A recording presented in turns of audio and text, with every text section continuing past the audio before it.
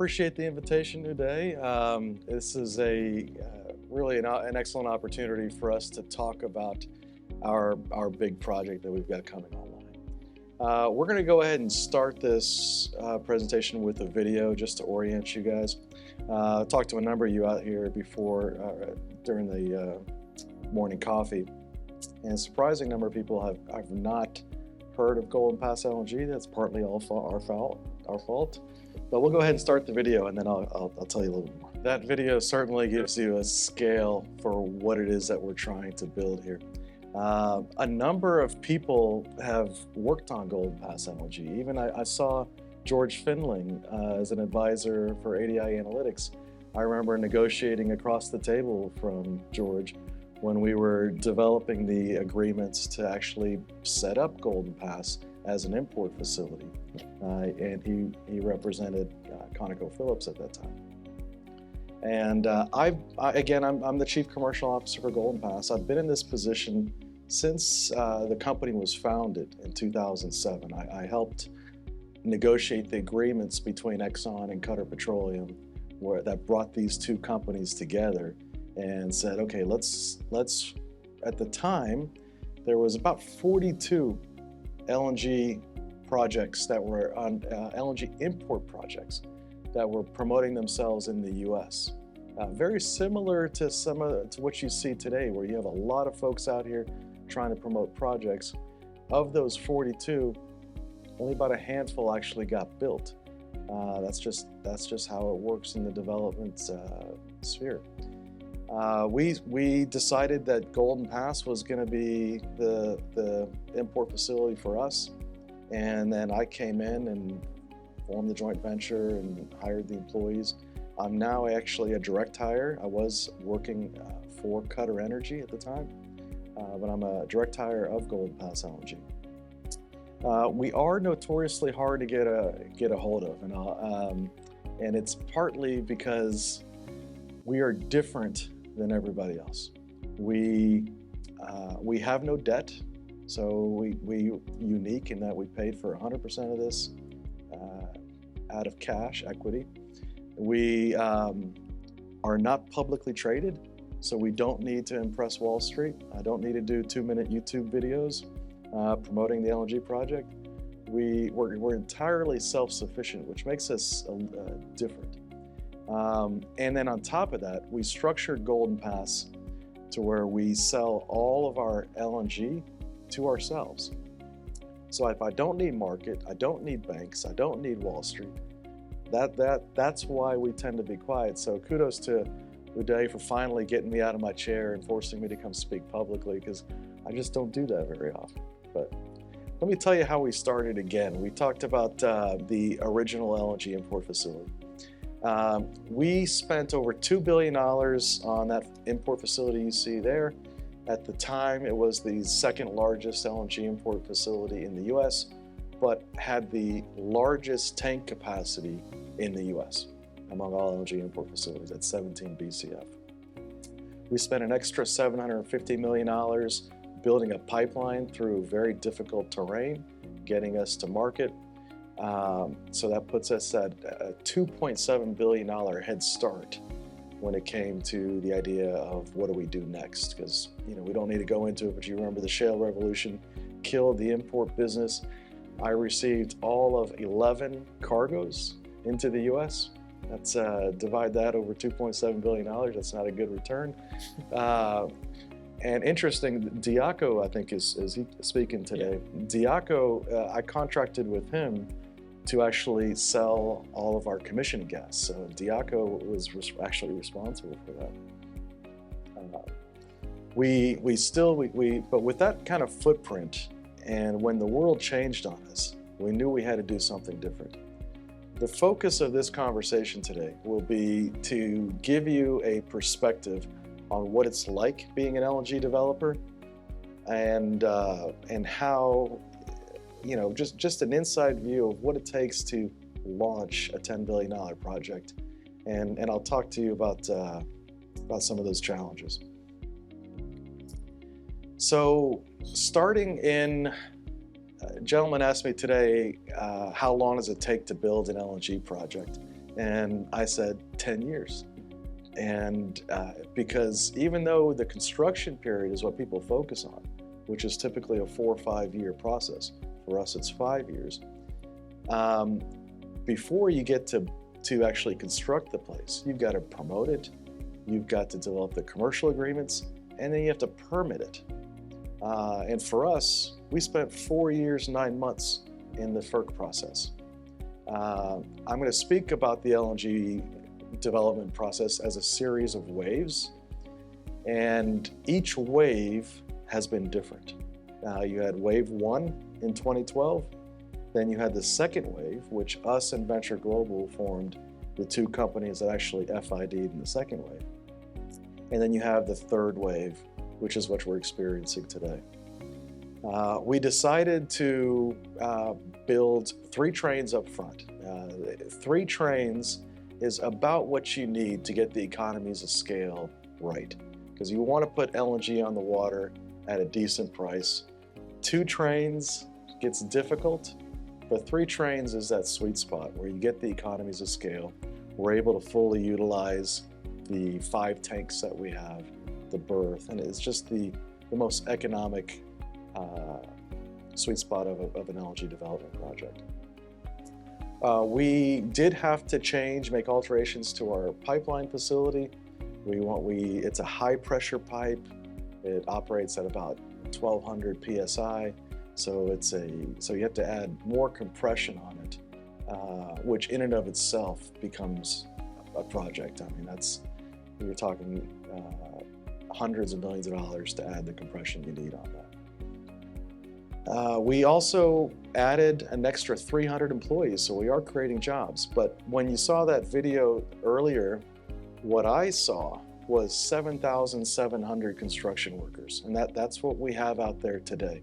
That's 7,700 families that are being supported with this massive infrastructure project that lasts for 5 years. We are an entirely stick-built facility. We made that decision on purpose. Generally, nowadays, you can decide to go modular, okay, where a lot of your fabrication is overseas, or stick-built. We thought that if we're going to do this in the US, we wanted to go with the option that creates the jobs here. And so we went with a stick-built terminal for maximum job impact. We are still on target for a Train 1 in 2024. As I mentioned, we did FID in 2019, so we've been under construction since then, and we're, pretty far along. We're now in the stage where we got electricians and welders, and you're well above ground, putting a lot of that infrastructure in place. So I talked about, I'm going to talk about this as 3 points. We're going to talk about building an LNG facility isn't easy, so we're going to talk about those challenges. And then there are a bunch of players out here trying to do it. You can't just focus on your project. You have to understand the full value chain. I'm talking about ships, regas facilities. The entire thing has to be solved, even though you're the asset developer for a liquefaction plant. And when you're doing it over a period of time, you have to stay focused and not get distracted by the flavor of the day or all the challenges that you'll have to go through. Just you cannot lose sight of what you're trying to do, otherwise you'll get derailed. So this isn't easy. And I think there's some developers that you'll hear from today that are promoting projects. You got Amy Chen, who I've known for a very long time. She's doing a heroic job promoting the LNG export project out of Lake Charles. You've got Dan McGinnis, who's also going to talk to you about promoting Commonwealth LNG. I can keep on going in terms of the number of names that are out there promoting LNG projects. We were one. But let me go back to the waves, for those of you that haven't quite followed the LNG industry since the early days. The first wave, let's call it 2012. That wave was based off of permits. So everybody decided, following Cheniere, that we think that the U.S. needs to be an LNG export facility. The shale gas revolution is real. You guys may remember all of the economics from the early days of trying to figure out the break-even cost of shale. Is it $7 or is it $6? And then maybe we found out maybe it's $4. And eventually we figured out that shale gas is real. And the U.S. and the LNG crowd quickly kind of jumped in to say, hey, I think we can be the U.S., who just spent billions of dollars building all these import facilities, can actually be an exporter. But what happened, because of all of everyone rushing in, the Department of Energy, FERC, said, oh my God, we are going to give away the farm.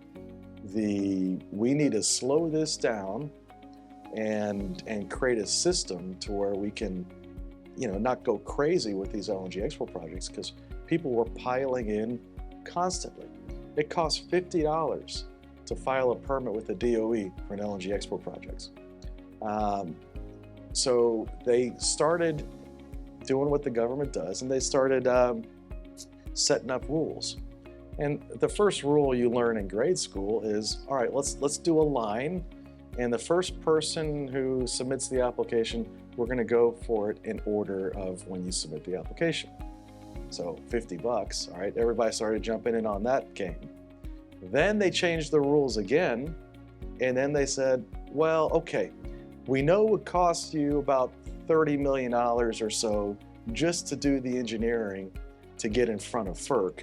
So we're going to say we will create a line, we'll create a queue. The queue was the word of the day. We're going to create a queue, but we'll only process those in the queue who actually have FERC applications in. So they changed the rules again, and then I saw Golden Pass's name just kind of go down on the list. And I had to sit in conference rooms like this in 2011, 12, 13, where I would see prognosticators talking about the next LNG project. And they would list all of these LNG projects that are out there. And my name wasn't out there. Golden Pass was just like, we were forgotten about because we weren't public, because we weren't hyping, because we weren't, out there. And we made one critical mistake. We said, you know what, we are going to do the most robust FERC application that the FERC has ever seen. This is going to be a slam dunk. It's going to be I's dotted, T's crossed, really robust application. And we submitted our documents that probably would have standed up about this high in terms of paper. And what we did was we created a lot for them to read. Okay, so the result of that was we spent more time in the FERC process, 4 years, 9 months, than anyone else. And in that time, wave one disappeared, okay? Because the market collapsed. The spreads at the time were you could make $4 or $5 per MMBTU putting LNG on the water. And by 2016, that had all but disappeared. In fact, it had gone negative a couple times. And then a lot of these LNG projects went dormant, okay? They're still, LNG projects never die. They never publish an obituary, okay? They don't go on their website and say, we have decided to stop promoting our LNG project. They just kind of wither. They just, the website, you'll notice, hasn't been updated in a couple of years, and things kind of slow down, but they never put a tombstone out. But we were still persistent. I spent that entire time from 2012 to 2016 trying to get ExxonMobil and Qatar Petroleum together, trying to figure out the cooperative nature of how this would work, trying to understand and develop the full value chain, what we would need in terms of ships, where the LNG would go, how they would aggregate a portfolio. We spent that time working on that. And then we developed an opinion. A fundamentals-based view that the world needed LNG in about the 2024-2025 timeframe. It was a supply-demand gap that ADI Analytics or anyone else would have been able to point a finger at and said, someone needs to solve that problem. Now, we made our FID in 2019. Now I'm talking about the second wave. when the spread between Henry Hub, or putting LNG on the water, and the delivered price was 50 cents. So that is a contrarian view on the market. Who's making an LNG investment of $10 billion to generate a 50 cent per MMBTU return? And it's a company that, like ours, that is strong, that has got a long-term view, that is backed by major players, that was strong enough to take a fundamentals view that says, no, we think this gap is real. Qatar Petroleum is the largest LNG producer in the world. Very few people know more about the markets than them. We felt it was smart, prudent to make that decision. So we led the second wave of the LNG projects. And we thought we were going to be the only one. And lo and behold, a company came out of nowhere, Venture Global, one of those companies that we weren't really hearing about. And they joined us in that year to make an FID as well. So that concluded the second wave. And it was folks who either did it the way of Venture Global or ours, which is a true fundamental view. And then things kind of went still pretty stale. Nothing happened in 2020. 2021 was COVID, nothing really happened there. And then wave three began. Wave three began as a result of the Ukraine crisis and the European energy crisis. I call it a window of opportunity on wave three because in my view, it's a very short period in which because of the LNG prices in Europe, which remember, IFID'd at 50 cents, now you're seeing spreads of $20, $30 per MMBTU. I mean, this was a miraculous window of opportunity, and everybody, dusted the cobwebs off and came back. And now you're in a really, really strong wave three, where a lot of folks are trying to get their projects in. The dominant conversation before this third wave was all about green energy and maybe LNG is bad. We need to cut all LNG projects. And then everybody forgot about that because energy crisis trumps climate crisis. And that's what the Europeans found out, is that all of that green talk and all of the anti-investment in energy has consequences. And they realized that, well, we don't want grandmas paying $3,000 a month for electricity in Amsterdam.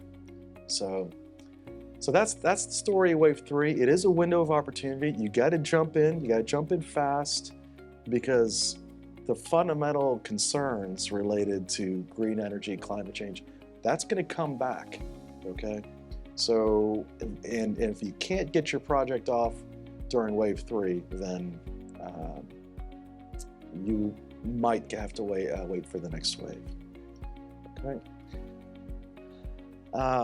So there's a lot of players that impact your value chain success. It is not just you getting your project up off the ground. It's, do you have access to the gas? Do you have ships? We at Golden Pass are putting out, we need 11 new LNG carriers in order to lift just our incremental volume. Each carrier costs in the neighborhood of $250 million. But if you want to build an LNG carrier today, you're going to spend a lot more than that, and you're going to have to wait because the shipyards are absolutely full. And if we did not have options in place from years before, we wouldn't be able to put those 11 ships on the water. And granted, we're speaking from a privileged position of moving our gas into a portfolio where we have over 100 ships. Nobody else has 100 ships sitting around, or moving gas all over the world. So if it's a concern for us, it should be a concern for everyone else as well. Of course, the banks, the financing side of things is impacting a lot of folks as well. And the EPC contractors are gonna really have a big say in who gets off, because you can't accommodate the workforce that you require if more than 3 of these projects gets developed. There's just not the workplace and I mentioned 7,700 contractors or workers, construction workers on site. You can't multiply that times 4 and just expect those guys to come in. These are experienced professionals that we're not talking about people pushing wheelbarrows. Our construction workers make on average of 6 figures. These are skilled personnel. And then the final thing of an LNG developer is this concept of navigating uncertainty. You will have challenges, okay? And if you are not persistent, and if you're not grounded in fundamentals, if you're a hype build or you're just chasing a wave, you're gonna have some challenges, because the uncertain, a lot of things will materialize. I'll give you an example. An LNG project that wants to FID this year, signed SPAs probably a year ago, okay? So they established their price a year ago. Then what happened in the last year? High inflation. So they made assumptions, they contracted their sales price before they had to face the reality of what interest actually costs.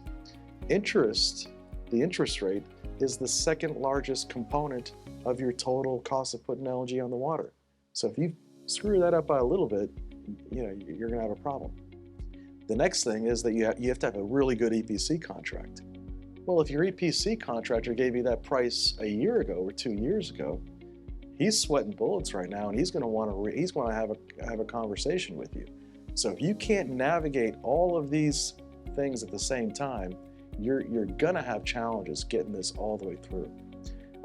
But if you are persistent and if you have a good, solid project, you will win, because someone has to build an LNG facility, but it needs to go to the players who are best positioned to navigate all this and to have the staying power to get through it all. That concludes my speech for today, but I'm happy to take questions. As I said, I've been at this for a very long time. I hope to conclude my career at Golden Pass LNG, and I'm determined to see it all the way through.